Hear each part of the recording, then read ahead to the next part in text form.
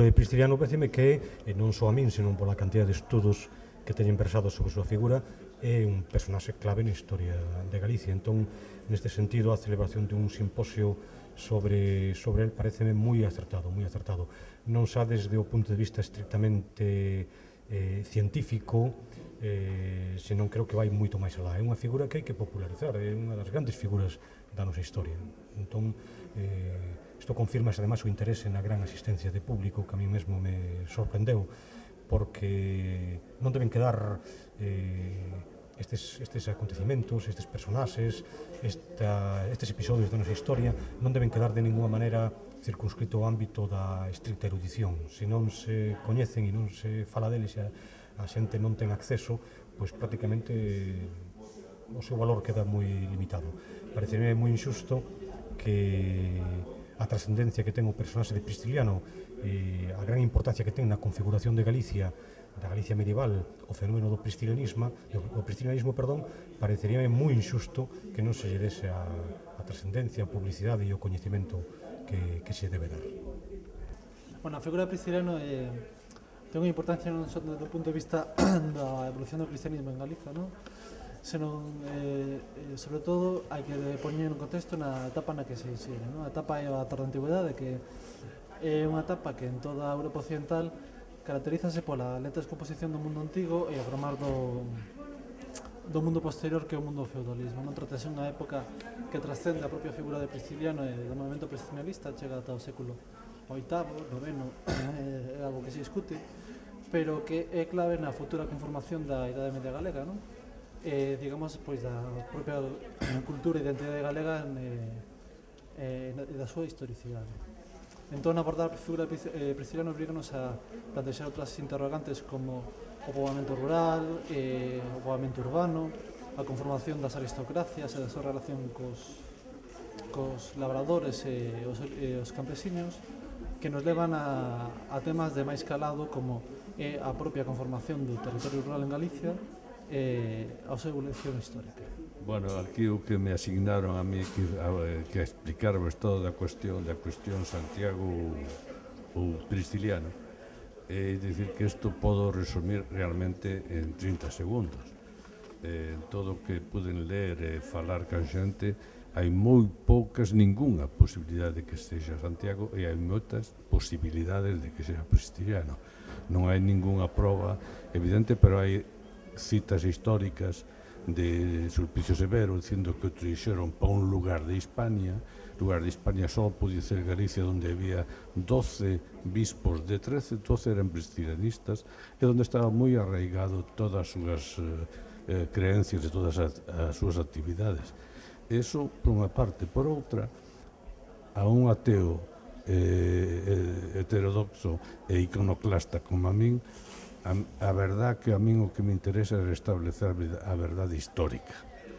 Que estexa Prisciliano ou Santiago é inverosímil, como se dice en Villalba, pero bueno, a realidade histórica é que non hai ninguna posibilidade de que estexa Santiago. Bueno, en primeiro lugar, manifestar a gran satisfacción que me produce que unha nova xeración non? Volva a revisar o noso pasado, volva a estudialo, para melloralo, para aclaralo. Esa é a primeira gran satisfacción de que haxa un congreso aquí sobre a figura de Prisciliano, unha figura que empeza no ano 385, cando é condenado en Tréveris, e que non remata nunca.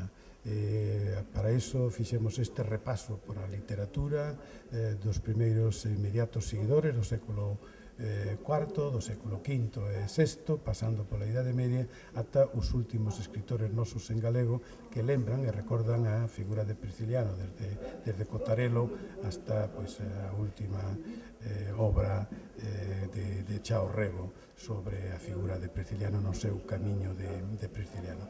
É unha gran satisfacción ver que o noso pasado suscita o interese de tantas persoas como estiveron presentes agora neste congreso e que aluméanos cara ao futuro, sobre todo a esperanza nesta nova xeración que a través do galo se está ocupando e recordándonos aquelas palabras de Marc Bloch, que non é a ignorancia do noso presente, o descoñecemento do noso presente ven da ignorancia do noso pasado. Esperemos que con ideas como este, con traballos como este, valga pois para apreciar o noso presente.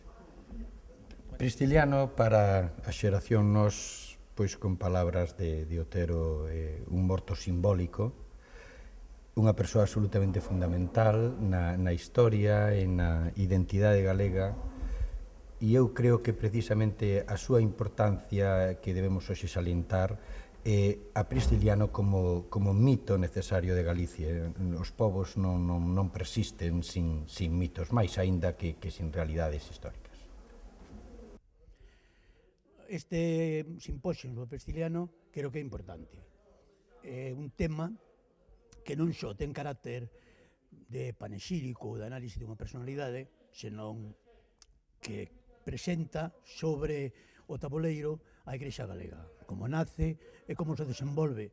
Este é un punto, digamos, fundamental.